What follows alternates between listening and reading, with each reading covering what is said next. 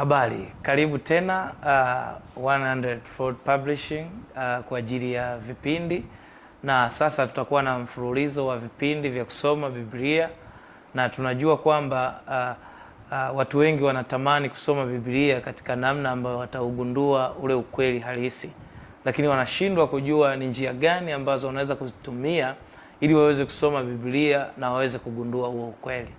100 Fold Publishing kwa sababu lengo letu ni kuyaimarisha makanisa pamoja na washiriki wake. Leo tumeona vema tuanze na jambo hili la muhimu la namna ya kusoma Biblia na kugundua ule ukweli.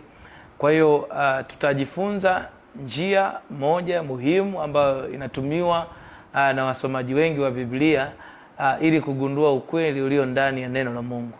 Kwa kweli hakuna njia bora, lakini hii tunayokupa inaweza kukusaidia kama ulikuwa hauna njia yoyote ambayo unaitumia katika kusoma Biblia. Njia ambayo tutaitumia katika mfululizo wa vipindi hivi ni kusoma Biblia kwa mpangilio. Kusoma kwa Biblia kwa mpangilio ni nini? Kusoma Biblia kwa mpangilio ni njia ambayo inakusaidia kusoma Biblia kwa kutumia hatua muhimu za msingi ambazo zinakusaidia wewe kugundua ule ukweli. Na hii njia ya kusoma kwa mpangilio imekitwa kwenye ukweli muhimu kwamba kila mtu ambaye anasoma Biblia ni vema aweze kwanza kuielewa, alafu kuitekeleza na then kuifundisha kwa wengine. Kwa hiyo ni muhimu, hatuwezi kusoma tu Biblia alafu tukaiacha hapo. Ni lazima tuitekeleze, lakini pia tuweze kuifundisha kwa wengine. Lakini jambo la pili, ni lazima maneno ambayo tunayazungumza au kuyafundisha au kuyatekeleza ni lazima yawe yametoka kwenye neno la Mungu. Kwa hiyo hata tunaposoma neno la Mungu hatuwezi kuongeza maneno yetu mengine zaidi, tunatafsiri au tunayasoma yale ambayo yako ndani ya Biblia. Lakini tatu, ni lazima tusome kwa hatua au kwa mpangilio maalum ambao unaleta mantiki. Mantiki ni nini? Mantiki ni ile maana halisi iliyokusudiwa na mwandishi.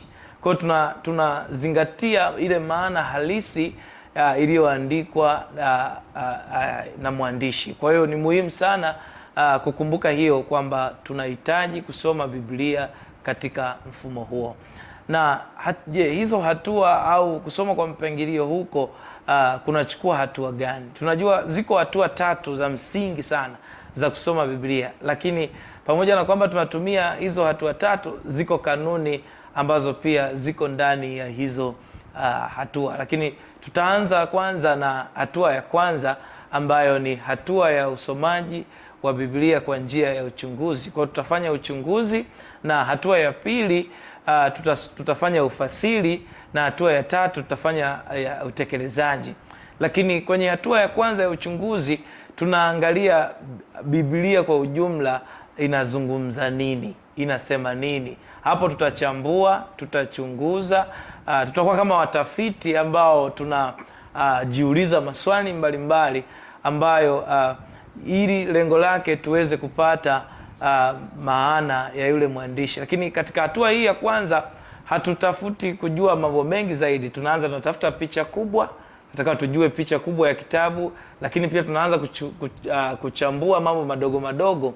Kwa hiyo katika kifungu chako cha maandiko ambacho unakisoma ni vema ujue picha kubwa ya kifungu kizima inazungumzia nini, au kifungu hicho kinazungumzia nini. Na baada ya kujua kinazungumzia nini, uanze kujua mambo madogo madogo ambayo yanaendana na hiyo picha kubwa ambayo umeisoma kupitia kifungu hicho. Kwa hiyo ni muhimu sana kufanya uchunguzi. Unajiuliza swali moja tu, kifungu hiki kinasema nini au kinazungumzia nini?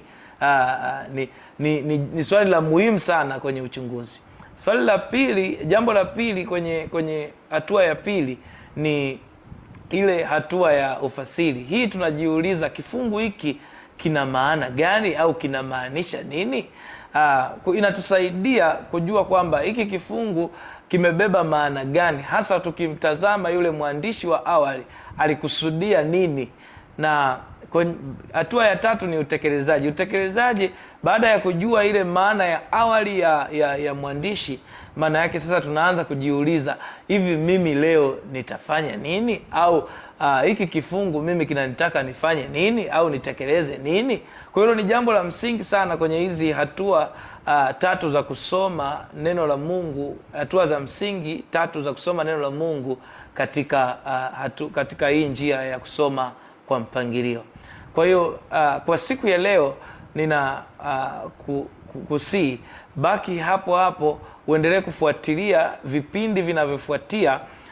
Hasa tukianza kwenye hatua ya uchunguzi, tutajiuliza sasa, hatua hii imebeba mambo gani? Ni mambo gani ambayo tunapaswa kujiuliza? Ni mambo gani ambayo tunapaswa kusema? Ni mambo gani ambayo tunapaswa kuyaandika? Au maneno gani ambayo tunapaswa kuyazingatia? Ubaki hapo hapo, endelea kutufuatilia katika mfululizo wetu huu wa usomaji wa Biblia ili kugundua kweli za muhimu ndani ya neno la Mungu. Karibu sana.